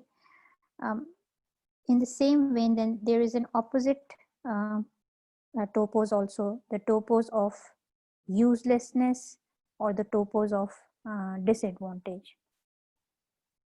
Now, if one can anticipate that the prognosticated consequence of a decision will not occur, or if other political actions are more likely to lead to the declared aim, the decision has to be rejected. For instance, what happened in our parliament when Imran Khan tried to give them, some refugee cards and tried to give them some more time in Pakistan. So what people did, they actually used topos of disadvantage and usefulness, that there is no use of these Afghan refugees. Okay, they need not stay any longer here. Then this topos of definition is very important because it leads to interpretation. If an action or a thing or a person is named, designated as, for instance, X, the action, things, or person, group of person carries or should carry the qualities, traits, attributes contained in that literal meaning. Okay. As far as my research is concerned, I worked on the label of Mahajir. When anyone is called Mahajir, right? When anyone is called an immigrant, I worked with this Urdu term Mahajir actually. So this gives them a definition. Whatever is the implication of the word Mahajir would be applied on the people who are called Mahajir. For instance, the implication of calling someone Mahajir means telling them that this is not their land. They have to leave it one day. They cannot be the national heirs, and they cannot have the rights similar to those who have been residing here for a longer time. Okay. This is basically the difference between the immigrants and the indigenous people. The indigenous people have been living for a longer time. Okay, because immigration has been the phenomena in the world, so everyone has migrated from somewhere. That is why some people have Iranian descent, some people have Turkish descent also, right? So people have been moving all the time. So anyone who has resided for some longer times, like maybe centuries, so wouldn't like the newcomers over their place. So what I just want to tell you that according to Wodak, when a person is given a label, anything that comes along with this label, the elaborative definition of the label gets to define the group of people. And I've given you the example of the word Mahajir. Okay. Now, Mahajir, I've also covered in my dissertation. It started, historically, it started with a positive connotation. And these people, it wasn't that the people already residing in Pakistan started calling them Mahajir. They themselves called it themselves Mahajir. And then they made a political party, Mahajir Qawmi Movement. Later on, they changed the name to Muttahida Qawmi Movement. Now, they called themselves Mahajir, and then they were proud of this word initially was because of the link of this word to the holy migrations or migration of the Muslims from Makkah to Medina, right? Where the Mahajirs were respected by the Ansars, okay? And later on, they became a part of the population, but still they were called as Mahajir, and it wasn't derogatory term at that time. It did not have a negative connotation at that time. That is why the people who moved from India, they kept on calling themselves Mahajir, and they did not mind if anyone else would call them, because It became their identity. But later on, when the word slowly gained negative connotation for political reasons, then it was difficult for these people to get rid of this term. Okay, there were no better alternatives also, right? So this is how this topos of definition and name interpretation works, right? Now topos of danger is topos of danger is quite commonly used. It is also called as topos of threat. And if a political action or decision bears specific dangerous, threatening consequences, one should not perform it. Okay. So if any population is considered to be a danger, like Muslims are considered to be a danger in the US, so there are strict visa restrictions on them, right? So it has already been discussed that they are, a threat to the Western societies, right? Their culture happens to be a threat in France. Women were not allowed to cover their faces because they felt that, they were covering their faces for some criminal activities. They don't want to be identified by themselves. Of course, they do not know this concept of parda, but they feel threatened. Anyone who covers their face in the West, these people of the West feel threatened, right? This is called as topos of danger and topos of threat.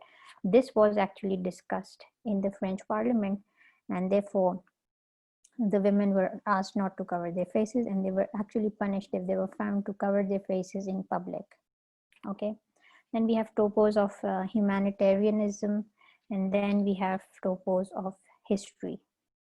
Okay, so as far as humanitarianism is concerned, and there are many other topos of responsibility, and then there is topos of burdening, weighing down.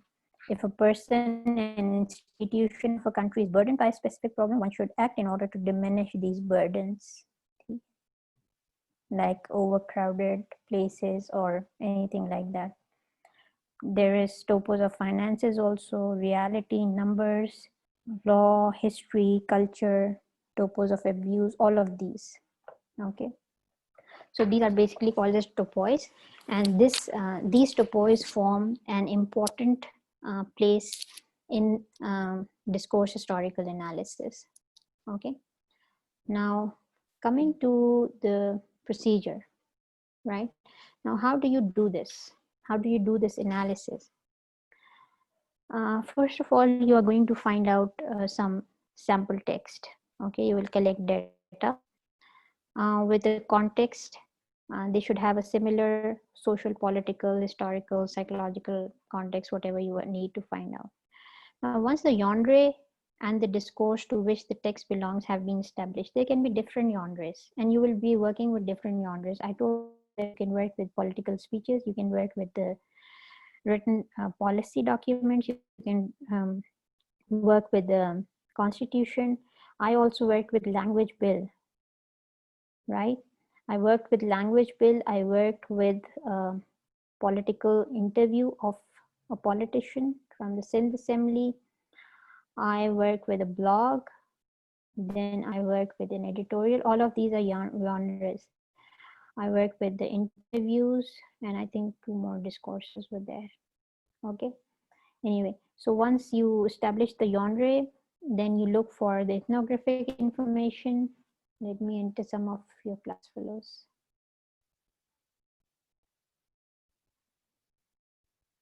Okay.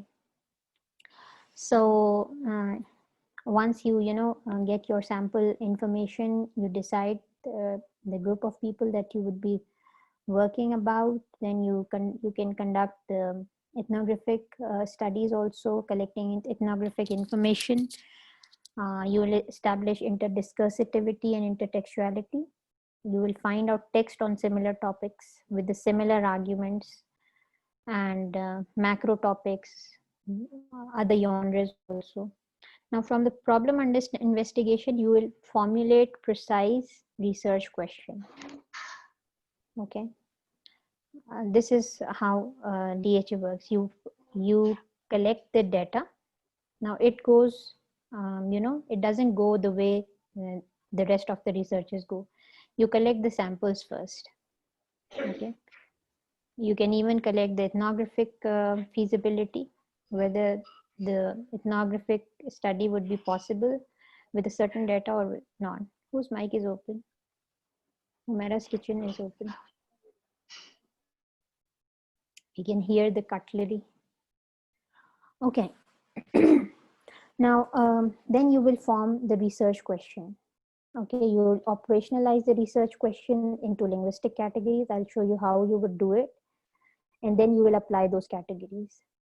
You can also draw the context diagram. Okay, the 4 kind of context that I have told you, you can draw the diagram also for your own ease. And then finally, you will make an extensive interpretation of the research questions. Okay, or the data basically to answer the research questions, right? Now, this was discourse historical approach. Now I'm going to show you some of my papers and we'll see how does it actually work.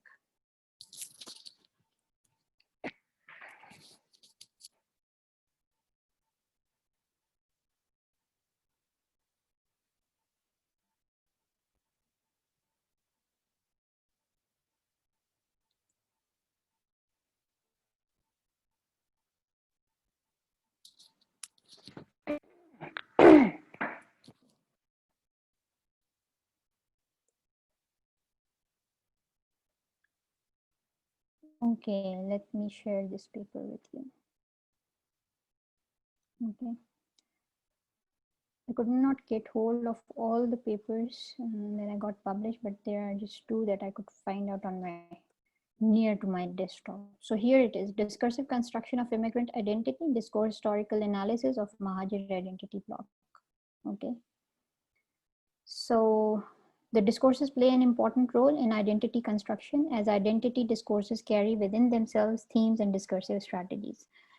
This study tries to explore the discursive construction of immigrant identity of Mahajirs, Urdu speaking in Pakistan, by analyzing an identity discourse in the form of a blog through Woodruff's discourse historical approach of critical discourse analysis.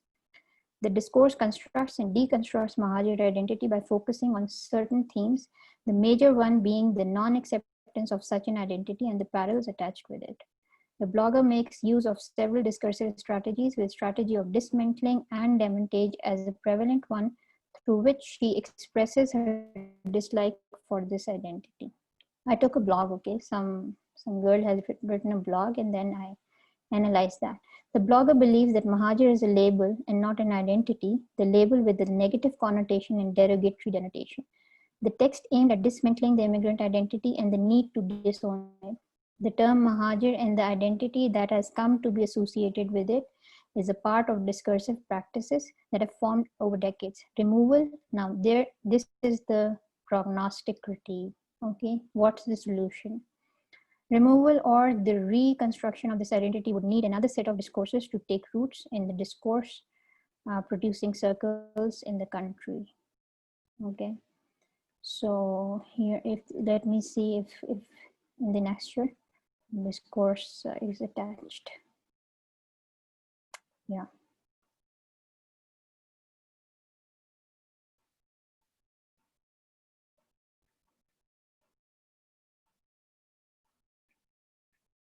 Okay, it goes like this. See, when you start the analysis, you write down what is the discourse, the selected discourse is about.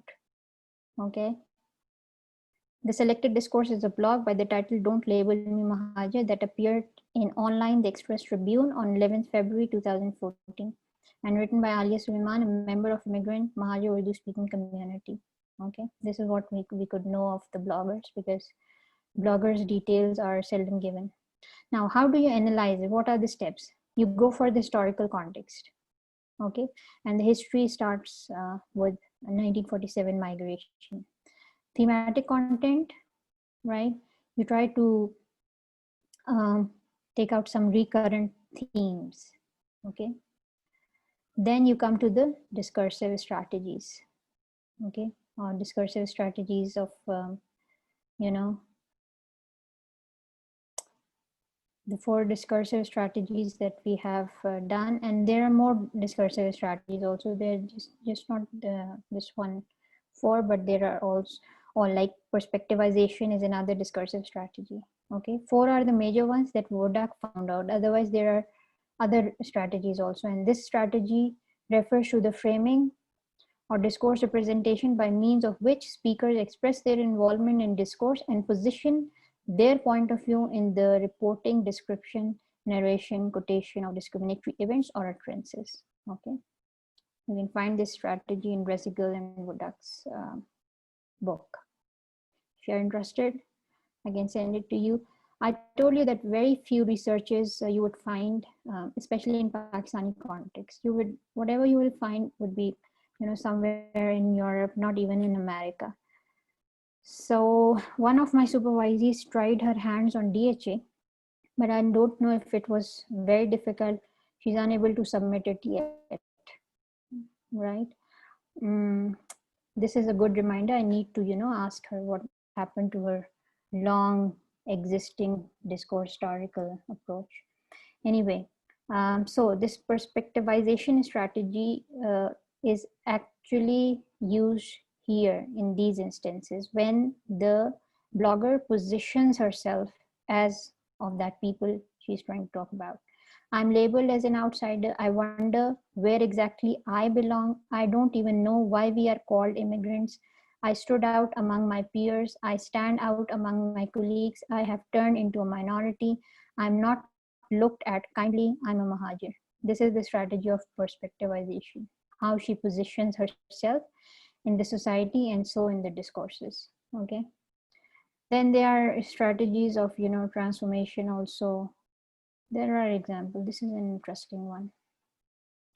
Now, the referential or predicational strategies can be easily located in the writing when the writer uses the term Mahajir Urdu speaking Pakistani in the following. Don't label me Mahajir being the first generation of Mahajir. However, as a second generation of Mahajir, the following generation, label of Mahajir has made it nearly impossible for me to accept as a Pakistani. I'm labeled as an outsider on account of being Urdu speaking. Student association specifically for Mahajir Urdu speaking, a different creed of Muslims shunned in a Muslim country. Why the label Mahajir at all? Elders moved here as new citizens. I don't even know all these examples. Okay. And this is the example of predicational strategy. There are topoids also of argumentative strategy. The blogger uses topoi of numbers when she complains of being turned into a minority in the country. This is how you use topoi of numbers. Okay.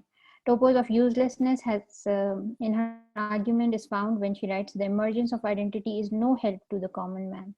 This is useless identity, she wants to say. Okay, so this is how you work with the topois. This conclusion references. Yeah, here it is. This is in the lecture, you actually attach the discourse that you have analyzed. Okay. Okay. So perhaps this is the full journal. So here starts another article, not mine. Anyway, let me show you another one. I think this is an international publication. Okay.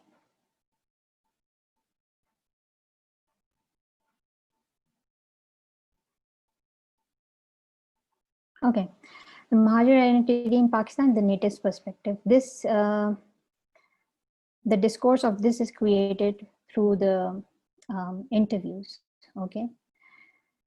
Analyzing narratives as a site of identity construction and negotiation is an expanding genre in the field of linguistics. The present study explores the Mahajir identity of Urdu-speaking in Pakistan through the narratives of the natives. Research is a qualitative analysis of the narratives that are formed through the semi-structured private interviews of Urdu-speaking Mahajir immigrants in Pakistan. The interpretive analysis of the interviews reflected the subjective reception of the discursive practices, which were found to be negative, and the term Mahajir was declared to have an undesirable connotation, with the associated discourses having a similar impact. The study recommends that the word Mahajir is excluded from the everyday discourse There is a need for avoidance of the racist, exclusionary, and discriminatory discourses and discursive practices, because such discourses eventually become public and generate anti-immigrant sentiments. At the same time, discourses of unification should be promoted so as to establish harmonious discursive practices for peaceful coexistence of different ethnic and linguistic groups living in Pakistan, right? Here in the native perspective, this is analyzing the interviews that I collected through ethnography. Theoretical framework. Basically, FINA has also worked with narratives, okay? So it's just the same, you just need to, when you're making papers from the same study, so you change some few things in here. So here is the, you have the sample or the participants, then there's an interpretive data analysis, taking out the themes also. Okay, I've not attached any of the recordings. Okay, I perhaps have sent the recordings on a CD to this editor, Canadian journal, but yeah, the transcription is not attached. Okay, so I think that's all from my side. Do you have any questions? You can put it on the chat also, and you can leave it in my chat section on the LMS. But I'm repeating it again, you were fewer when we started. What I was telling the rest of you is to select your articles very carefully, okay? I'm receiving the articles that about the titles and the topic that I never assigned. I did not ask you to just randomly select whatever you want to from CDA. Okay. Yes, Umaira, what do you want to say? Ma'am, I want to ask this question that you were interviewing this the participants in Karachi. So these are participants. They were means from the common masses, or they were students or professors, or like I'm asking this thing. Okay. Now, whenever you are conducting, this is also for your research knowledge, whenever you are conducting interviews, you need to make a certain criteria of your participants. Now, my criteria was that the population should be educated. They should be from the second generation and the third generation of immigrants. Okay. So perhaps they were not the ones who migrated. They were the ones who were the children of the immigrants, because the ones who migrated, they did not suffer what the discourses the rest of the people or the rest of the generations are facing these days. So there were 3 criteria. I'm just forgetting the criteria, but I remember 2. They should be educated, so the uneducated would be excluded. They should be from the second or the third generation, so the first generation, even if they are alive, they would be excluded. And there was one other, and they should, I think they should have read the history or something. I'll read my criteria, but there was definitely a criteria, and there should be a criteria, okay, whenever you are interviewing someone. Yes, Saima. Ma'am, I want to work on ethnic group degrees on Balochistan and the negative connotation of the degrees. Can I work on that, or we can only apply this approach on immigrants? Not exactly. Like Jews were not the immigrants; they were the natives. They were German nationals on which anti-Semitism was applied. You can, but you need to have the discourses also. Okay, ma'am. ये topic पता नहीं साइमा किसी और ने भी पता नहीं किसने डिस्कस किया मेरे साथ लास्ट ईयर या क्या. I have to check, कोई काम तो नहीं कर रहा इस पे. But if it's your assignment, Okay, I don't think you can do that. Okay, ma'am. I also wanted to write a novel on it, and following the historiographic metafiction. Mm-hmm. If someone else is working, then that is good for me, because I wanted to collect data on this. I do not exactly remember, but someone, I don't know whether it was a discussion in the staff room or one of the Ma'am, students came to me. we had a discussion in our class in the I think pragmatics or discourse analysis about the Zigri community. हाँ शायद हो, but I'll ask someone to check कि इस Okay, पे कोई ma'am. कर तो नहीं रहा. Okay, ma'am. And Okay, ma'am, Bakht has sent a message for you. She said that I'm really feeling very sad because I could not connect and I couldn't participate in your class. I shouldn't be laughing at her sadness. Just tell her that sadness is mutual, okay? Okay, ma'am. Ma'am, we Okay, really anyway. enjoy your class. That is why. Okay, thank you, but I should enjoy your presentations also, okay? And before you were here, and I don't know if you were here in the beginning, but I told you to discuss the dates with your CR. I really want your presentations to be good because Okay, many of your class fellows are not getting really good marks in midterm. Now Sadia is asking about her mid paper. Was it good? Sadia, actually it passed the first test of Turnitin. It qualifies for getting checked by me. So I have not checked it, but I'll check. By the time you will get to your finals, I'll give you all your scores also, okay? Other than that, where you can get my articles, Gulmina, you can Google my articles also. They are on net. Most of them have a free access to.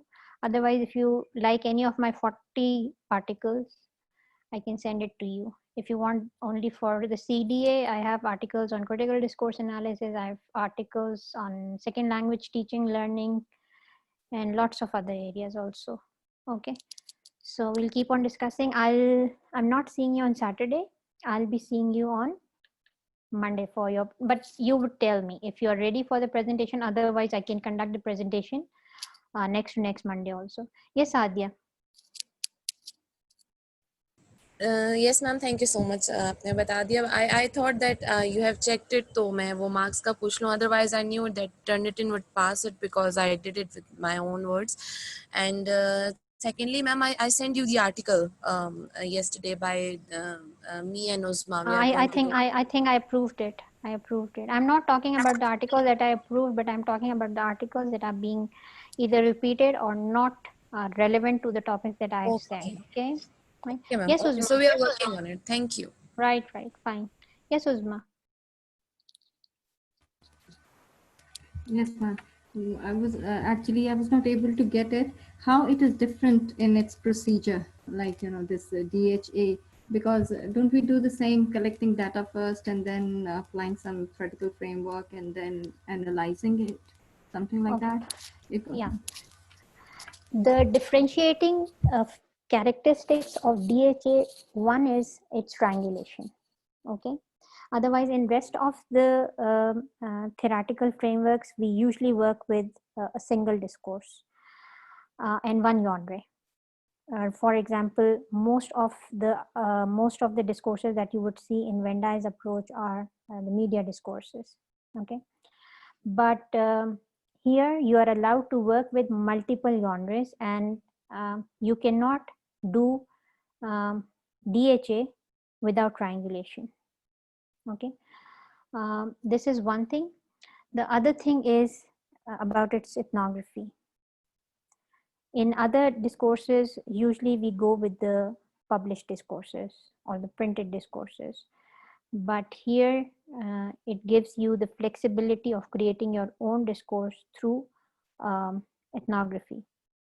As far as the procedure is concerned, of course, till it is about analyzing the discourses, it's the same.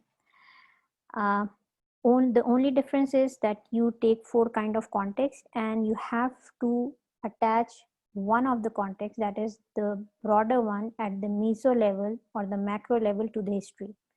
It has to be connected to the history somewhere, and it should be from the significant part of the history, just not like the unknown part of the history. For instance, Holocaust is a very popular and important part of history. Division of Indo-Pak subcontinent, significant part. Afghan war, significant historical war, right? So these are some of the differences, like 4 kinds of context, and then ethnography, and then creating your own also, then triangulation. All of these are differentiating characteristics. Okay. And then as far as this procedure is concerned, this is more organized. This gives you categories also. Like, I don't know if my presentation is on here. There are categories that I've showed you. There are questions that need to be answered about the people that you're working on. Okay, there are 5 or 6 questions. What are the labels? How do these people are talked about? How do they talk about themselves? All these questions you need to answer. You have topos to follow, or to find out some of them. Of course, you will not find all the topoi in one or all the discourses. You will find some of the topos in the discourses.